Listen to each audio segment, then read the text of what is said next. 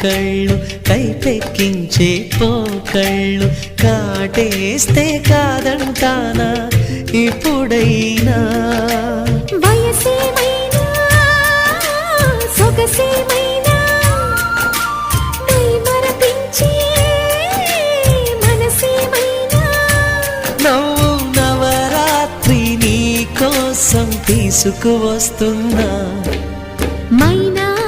ఏమైనావే మన్మథ మాసం అయినా